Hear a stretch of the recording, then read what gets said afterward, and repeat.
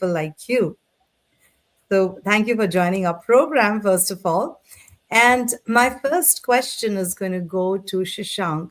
Shashank, is our Bharatiya culture and identity under threat? Prime Minister Modi recently conducted a major celebration at the Somnath Shrine. And clearly, he was pointing to history and the need to be aware of threats and to ward them off. But why now? Sure. Thank you. Thank you all. And so, Anjali, to answer your question, yes, our culture and identity has always been under threat for at least 1,000 years now. Right? If you look at the ancient world, or maybe maybe 2,000 years ago, you had the Egyptians were worshipping Ra, Amun, Isa, and then Romans were worshipping Jupiter, Juno, Minerva, and then Mesopotamians closer to our home were worshipping Anu, Ishtar, and even the Chinese were worshipping their own pantheon of gods. And I don't know if you guys read the book, but Catherine Nixie had written a book called The Dark Ages, where she talks about the collapse of Roman civilization, and their ancient gods were wiped out in 100 years, starting at 400 CE, current era.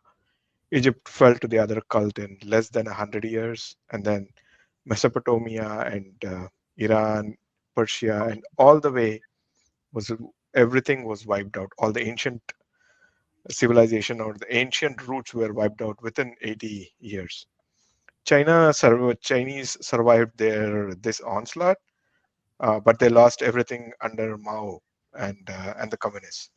So the point I'm trying to make is that we, the Sanatan Dharmics, are the last standing civilization where our ancestors going back 2,000, 4,000, 8,000 years worship the same gods that we are worshipping too. That is saying something. Modi ji in his speech, as you mentioned at the Somnath Parv, and Doval ji in his speech to the Viksit Bharat Young Leaders Forum in Delhi, maybe 1 or 2 weeks prior to what Modi ji's speech, they are all pointing to the same legacy. They are reminding us, they are warning us that the freedom that we have is never free. And if we don't learn from our history, we will become history. And to the question of why now, I think we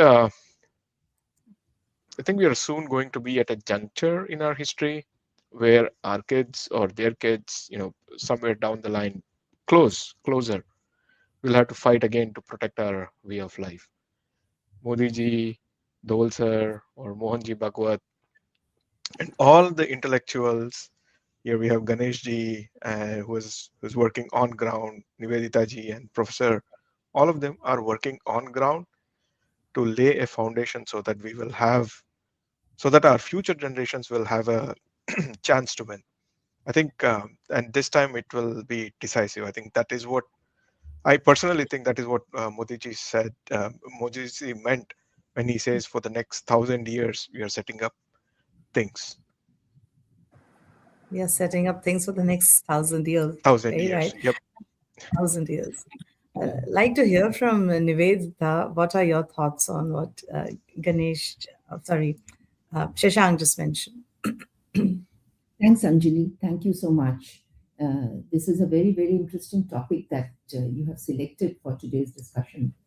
And just to set the tone, India had been under foreign rule for hundreds of years, and that had its major impact.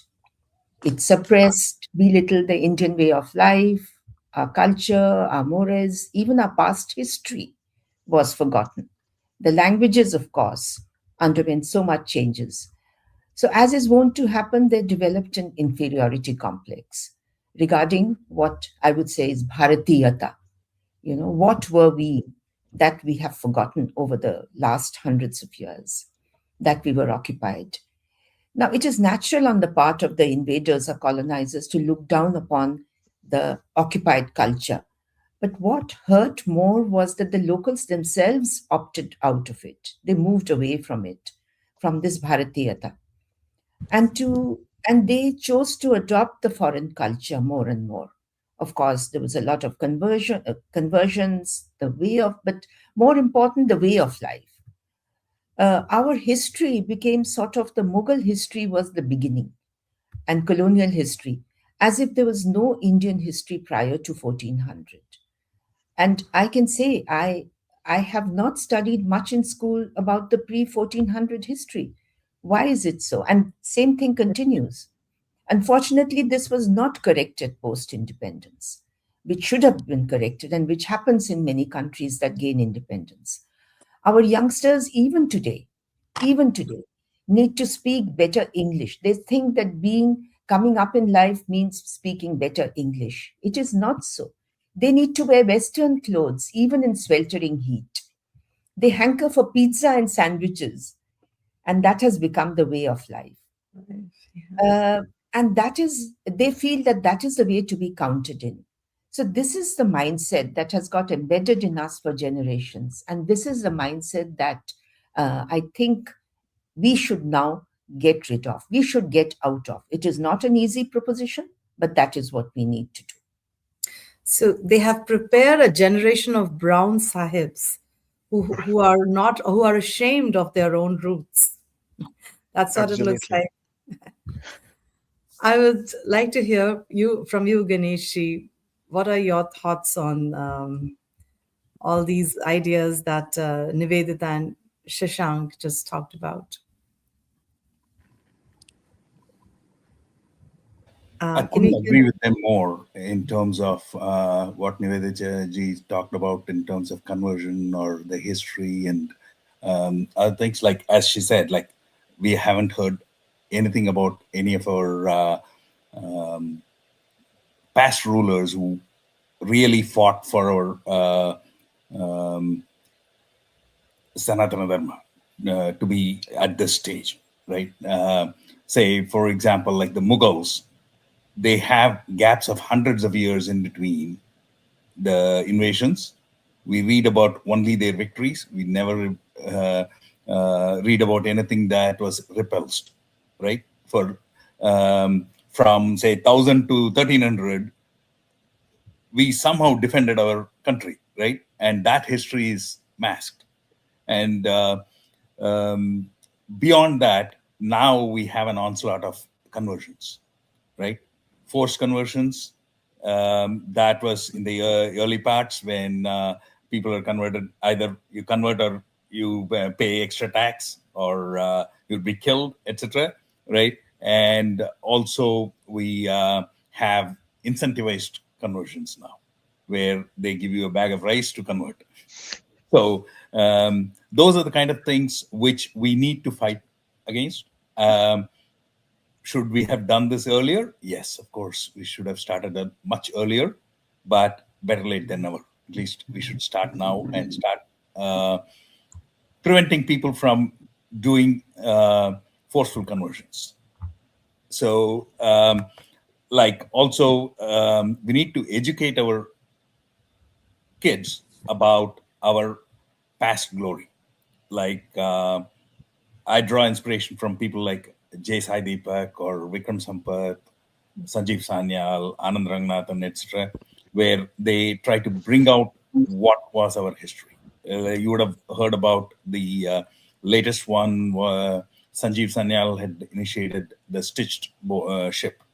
They sailed from Gujarat to Oman using a 5th century technique of building ships without any modern equipment, except for a few of those which are required for today's sea traffic.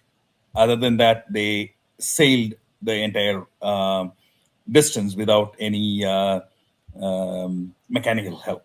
That's So, amazing. Wow. so those are the kind of things which would be an inspiration for our youngsters.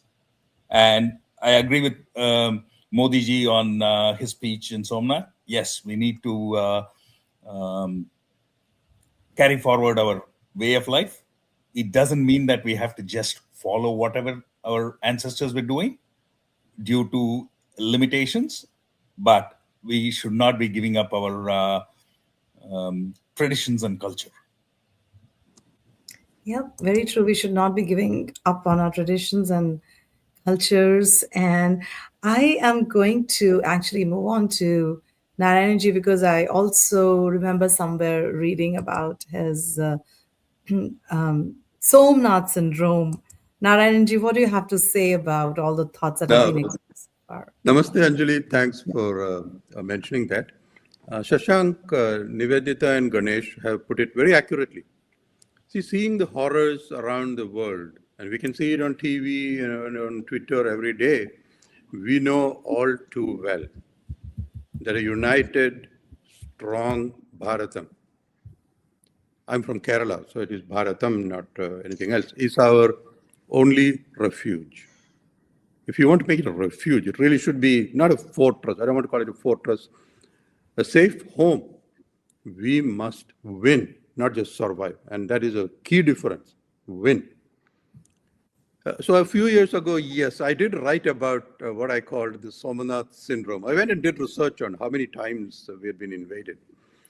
I'm sure the Prime Minister did not need my advice on Somanath. He is from Gujarat after all. Today, Indians brag about the $4 trillion economy, third in the largest, going to become number one and number zero in no time. Largest private stores of physical gold. Hear that. And maybe silver. A 700 million strong and young and hungry demographic dividend to do your manufacturing for you. Huge reserves, these are maybe mythical, maybe real, of oil, gas, lithium, you name it, we have it. For the first time since Somanath's glory days and since the looting started, India is perceived to be rich. And to me, that is not good news. That means that the Rakshasas are plotting to attack again, to destroy Bharat again. And if you need any evidence of that, read the news. The worst weakness is internal. It is ignorance, greed, most of all, complacency. Spiritual identity is the strength that has saved Bharatam from the fate of most nations with any wealth around the world. Shashank mentioned those nations that were totally destroyed. They were all world leaders in wealth and education and culture. Look what happened to them. Bharatiya culture is now being realized as the sensible path by good people around the world. So it is targeted. I remember since my childhood, there's this once I'm from Delhi, so we have been I've been hearing about our Sanskriti, our Sabhyata, our civilization staying while the others have been destroyed. And I've heard my parents and uncles and aunts say this one sentence in Hindi that "Koi to baat hai ki hasti mitti nahi hamari." There is definitely something there that our we are still existing. So